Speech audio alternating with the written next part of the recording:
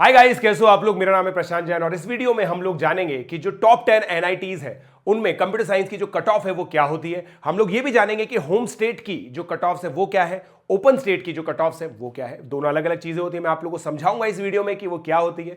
और दोस्तों, टॉप 10 की जो एनआईटीज होती है वो बॉटम 8 आईआईटी से बेटर होती है। तो इसका मतलब ये है कि ये वीडियो आप लोगों के लिए बहुत ज्यादा इंपॉर्टेंट है। आई होप आप लोग के अंदर ये खुमार तो नहीं होगा कि हमें आईआईटीएन बनने के लिए हम बॉटम 8 आईआईटीज के अंदर कुछ भी मिल जाए हम ले लेंगे। तो अभी हम लोग को ओपन माइंड रखना है, हम लोग को कुछ टारगेट सेट करने हैं। तो इस वीडियो के बेसिस पर आप लोग वो टारगेट्स भी सेट कर पाएंगे जिन टारगेट्स पर आप लोगों को एनआईटीज की वो जो सीट्स है वो मिल पाएंगी। तो चलिए अब आगे बढ़ते हैं दोस्तों। सबसे पहले ये क्रैश कोर्स है दोस्तों, जिसको पढ़ के आप लोग वो परसेंटाइल ला पाएंगे जो आप लोग टारगेट करने वाले हैं। और क्रैश कोर्स से कुछ होगा नहीं, क्रैश कोर्स के साथ साथ टेस्टिंग भी इंपॉर्टेंट है। तो ऑल इंडिया मॉक टेस्ट आप लोग को देना है। 30 नवंबर को ये एग्जामिनेशन होगा और इसको हम लोग जो जेई मेन के स्लॉट्स हैं उसी में करा रहे हैं। अब आप लोगों को दोस्तों अपना जो बॉडी क्लॉक है उसको सेट करना है कि आपकी बॉडी 9 से 12 और 3 से 6 के बीच में परफॉर्म कर पाए। तो आप लोगों को दोस्तों ऑल्टरनेट एआईएमटी, देखो एआईएमटी सारे देने आपको, हर संडे एआईएमटी होने वाला है। 9 से 12 आप लोग दोगे एक वीक और एक वीक आप 3 से 6 दोगे। ऑल्टरनेट वीक कीजिए, फिर जब आपको पता चल जाएगा मतलब तकरीबन 10-11 जनवरी के आसपास आप लोग को जब सिटी इंटीमेशन होगा तो आपको अपनी शिफ्ट भी पता चलेगी। तो तब आप लोग दोस्तों उसी स्लॉट में एग्जामिनेशन देंगे। तो ये इसी हिसाब से बनाए गए हैं। तो चलिए अब हम लोग बात कर लेते हैं एनआईटीज की। तो सबसे जो बेस्ट एनआईटी मानी जाती है वो होती है एनआईटी तिरुचिरापल्ली। यहां पे देखिए दोस्तों, होम स्टेट की जो क्लोजिंग रैंक है वो देखिए 4463।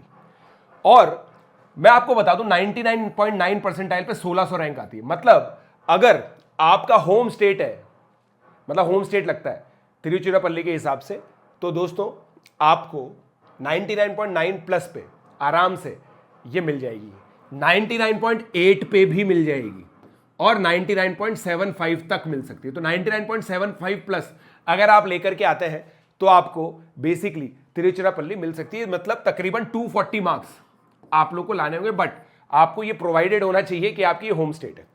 अब मैं बात करता हूं ओपन स्टेट की, मतलब सभी बच्चों के लिए। तो सभी बच्चों के लिए देखो क्लोजिंग रैंक है 1104, जिसका मतलब यह है कि 99.92 प्लस लाना पड़ेगा आपको।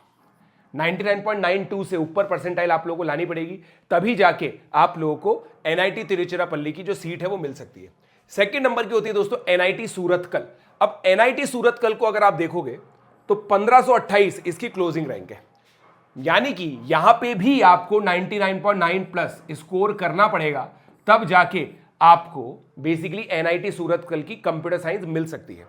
यहां पे देखो दोस्तों, सरप्राइजिंगली एनआईटी सूरतकल की जो होम स्टेट का जो कोटा है ना वो देखिए आप 2726 में भर जाता है। मतलब एनआईटी तिरुचिरापल्ली से भी जल्दी भर जाता है। इसका मतलब यह है कि जिस स्टेट के अंदर सूरतकल है वहां के स्टेट के बच्चे बहुत बेटर परफॉर्म करते हैं तिरुचिरापल्ली की स्टेट के मुकाबले, and that is why this cut off is higher. But आप देखिए ओपनिंग रैंक जो है इसकी काफी ज्यादा बेटर है। तो चलिए, आई होप आप लोग को ये दोस्तों पता चल गया कि सूरतकल के अंदर क्या करना पड़ेगा, बट यहां पे भी आपको 99.9 प्लस तो लाना ही पड़ेगा। अब एनआईटी राउरकेला हम लोग बात कर लेते हैं, ओडिशा के अंदर जो है 3rd नंबर पे है। अब यहां पे भी अगर आप देखोगे ना 99.8 प्लस तो लाना ही पड़ रहा है जनरल लर्नर को।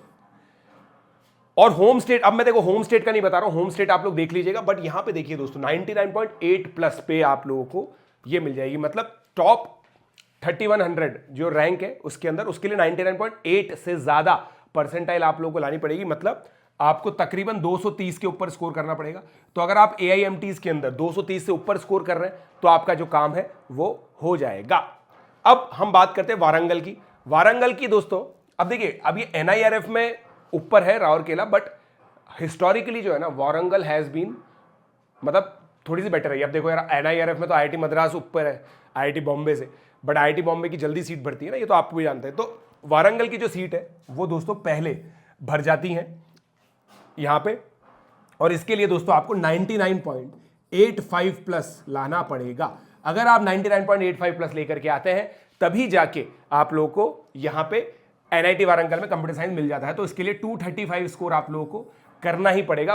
अब देखिए इजी शिफ्ट में काफी ज्यादा ऊपर चला जाता है। देखो आप लोग अगर ध्यान से देखोगे ना 99.9 का जो कट ऑफ का रेंज है ना वो ये है। ये किसका रेंज है गाइस? 99.9 का। मतलब जो डिफिकल्ट शिफ्ट होती है उसमें 214 नंबर पे 99.9 आ जाती है, इजी शिफ्ट में 259 आ जाता है। इसलिए मैं 235 बता रहा हूं।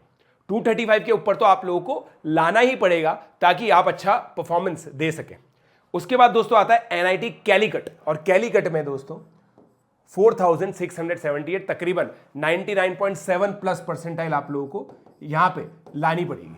ठीक है, फिर एनआईटी कैलीकट के बाद वीएनआईटी नागपुर। नागपुर के अंदर देखिए दोस्तों, ओपन बता रहा हूं मैं केवल 5800 तकरीबन 99.6 प्लस हो जाता है, 62 63 होगा वैसे। अब आप देखो दोस्तों, जो सबसे ओपन सेट, ये देखो सिलचर जो है ना दोस्तों, सिलचर एनआईआरएफ में ऊपर है, बट ये टॉप 10 एनआईटीज के अंदर काउंट नहीं होती है, देखो है ना। ये एनआईआरएफ में ऊपर है बट इतनी ज्यादा अच्छी मानी नहीं जाती, तो इसको मैं डिस्कार्ड कर रहा हूं। बट आप ये देखिए दोस्तों, एनआईटी दुर्गापुरा को देखिए आप, जो सबसे वर्स्ट है इस केस में, वो है 8596 रैंक पर, जो कि इसका मतलब ये है 99.5 प्लस।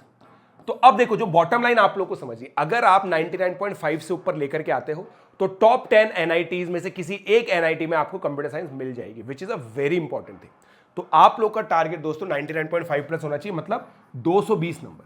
हर एक बच्चे को यह टारगेट करना है कि 220 के ऊपर वो लेकर के आ पाए, ताकि उसकी जो परसेंटाइल है वो बहुत अमेजिंग हो सके और उसके चांस बने। क्योंकि मैं दोस्तों बता रहा हूं आप लोगों को, मैंने पहले भी ये चीज बताई थी, अगर आप अपनी एनआईटी में सीट सुनिश्चित करते हैं, टॉप 10 एनआईटी की कंप्यूटर साइंस आपने सुनिश्चित कर ली है, तो आप बहुत अलग लेवल ऑफ कॉन्फिडेंस से जाएंगे आईआईटी का एग्जाम देने के लिए। और दोस्तों एक बहुत इंपॉर्टेंट बात बताऊंगा मैं आपको, आप लोगों ने शायद ये सुना होगा कि जेई एडवांस के टॉपर्स अलग होते हैं, जेई मेन के टॉपर्स अलग होते हैं। अभी एक बात ध्यान से सुनना, जेई मेन के जो टॉपर्स होते हैं ना, वो जेई एडवांस में अच्छा करें या ना करें, मगर जो जेई एडवांस के टॉपर्स होते हैं ना, वो जेई मेन में इतना अच्छा तो करते ही है कि ये सब अचीव कर लें। वो सब टॉप 1600 में तो आते ही आते हैं, मतलब 99.9 प्लस तो लेकर के ही आते हैं।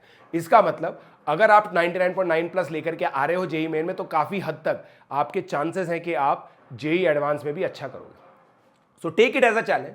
जनवरी में, इस बार जनवरी में 99.9 पार, ये चीज आप लोग प्रॉमिस कीजिए मेरे साथ। कमेंट में आप लोग ये डालिए इस बार 99.9 पार, और उससे मैं समझूंगा कि आपका जो रिजॉल्व है ना वो बहुत फर्म है। और सारे जो टेस्टिंग है वो सब दीजिए दोस्तों, बिल्कुल जुट जाइए। ये 2 महीने आप लोगों को दोस्तों बिल्कुल बिल्कुल बिल्कुल ऐसे चलना है, मतलब बिल्कुल सामने चलना है, सामने देखना है अपने टारगेट को, इधर उधर बिल्कुल भी डिस्ट्रैक्ट नहीं हो रहा है। और अगर आप डिस्ट्रैक्शन नहीं लेंगे, डिस्ट्रैक्ट नहीं होंगे, then you will crack it. Let's crack it.